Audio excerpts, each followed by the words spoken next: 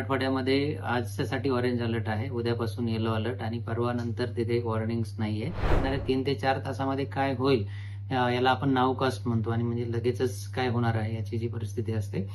तर त्यामध्ये अतिवृष्टी म्हणजे येणाऱ्या 1 तासामध्ये किंवा 3 ते 4 तासांमध्ये जर जास्त पावसाची शक्यता काही ठिकाणी जर असेल तर त्याला आपण नाव कास्ट म्हणतो. आणि जर त्यांच्याकडनं जर असा मेसेज गेला असेल की येणाऱ्या 3 ते 4 तासांमध्ये काही ठिकाणी मुसळधार पावसाची शक्यता आहे. 2 दिवसापूर्वी अजून एक कमी दाबाचं क्षेत्र तयार झालं होतं आणि ते पश्चिमेकडे सरकल्यामुळे आणि त्याची पोझिशन एक्झॅक्टली मराठवाडा आणि विदर्भातली तो जो ऍडजॉइनिंग एरियाज आहे तिथे असल्यामुळे तिथे जास्त पाऊस आपल्याला मागील 2 ते 3 दिवसांमध्ये दिसून आलेला आहे आणि ही परिस्थिती येणारे 2 दिवस असण्याची शक्यता आहे आणि त्यानंतर पावसाची तीव्रता कमी होईल.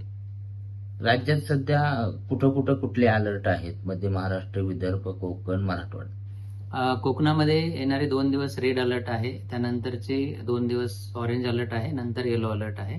त्यानंतर मराठवाड्यामध्ये आजच्यासाठी ऑरेंज अलर्ट आहे, उद्यापासून येलो अलर्ट आणि परवा नंतर तिथे वॉर्निंग्स नाहीये.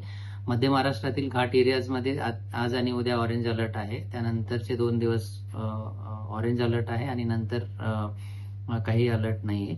आणि विदर्भामध्ये आजसाठी ऑरेंज अलर्ट आहे, उद्या येलो आणि नंतर वॉर्निंग्स नाहीये.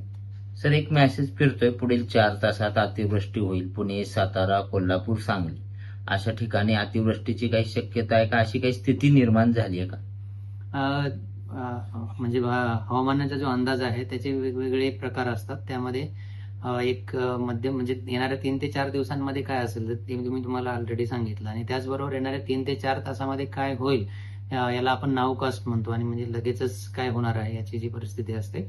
तर त्यामध्ये अतिवृष्टी म्हणजे येणाऱ्या 1 तासामध्ये किंवा 3 ते 4 तासांमध्ये जर जास्त पावसाची शक्यता काही ठिकाणी जर असेल तर त्याला आपण नाव कास्ट म्हणतो.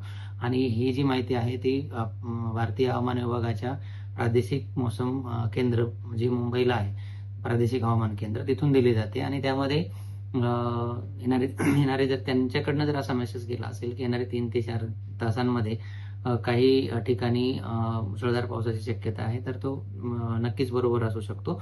परंतु आपण ज्यावेळी अशी काही माहिती येते तर ती नक्कीच पडताळून बघणं गरजेचं आहे. ती भारतीय हवामान विभागाकडनं आहे किंवा इतर कोणाकडनं आहे ते जाणून घेणं तितकंच महत्वाचं आहे. सर, कालपासून पाऊस मुंबईसह पुण्यात राज्यात दिसतोय. काय परिस्थिती आहे राज्यात पुढले 4 दिवस आणि आज आणि उद्याची? ओके. पश्चिम मध्य बंगालच्या उपसागरामध्ये एक कमी दाबाचं क्षेत्र काल तयार झालेलं आहे आणि त्यामुळे मान्सूनचे वारे सुद्धा सक्रिय झालेले आहेत आणि त्या परिस्थितीमुळे कोकण किनारपट्टी त्यानंतर मध्य महाराष्ट्रातील घाट एरियाजमध्ये मुसळधार ते अतिमुसळधार पावसाची नोंद झालेली आहे आणि येणारे 2 दिवस घाट एरियाज किनारपट्टीचे प्रदेश इथे रेड अलर्ट दिला गेलेला आहे आणि मध्य महाराष्ट्र आणि मराठवाड्याचा जो प्लेन एरियाज आहे तिथे आज आणि उद्या परवा आणि त्यानंतरचा 1 दिवस म्हणजे 3रा आणि 4था दिवस ऑरेंज अलर्ट आहे आणि त्यानंतर पाऊस कमी होताना आपल्याला दिसेल. सोशल मीडियाच्या भाऊ गर्दीत विश्वासार्हतेने चकाकणारे नाव म्हणजे लेट्सअप मराठी. सगळ्यांना, सगळ्या नागरिकांना ती स्पीच, ती लेट्सअप वरील मुलाखती म्हणजे विचारांचा खजिना. त्यानंतरच्या निवडणुकीमध्ये मला सोडून गेले. बातम्या केवळ वस्तुस्थिती सांगणाऱ्या, न प्रोपगंडा, फक्त जनतेचा अजेंडा. क्योंकि आने वाला कल जाने वाला है, जाने वाला कल आने वाला है. राजकारण, मनोरंजन असो की क्रीडा क्षेत्र, महाराष्ट्राची स्पंदने संवेदनशीलतेने टिपणारे माध्यम म्हणजे लेट्सअप मराठी.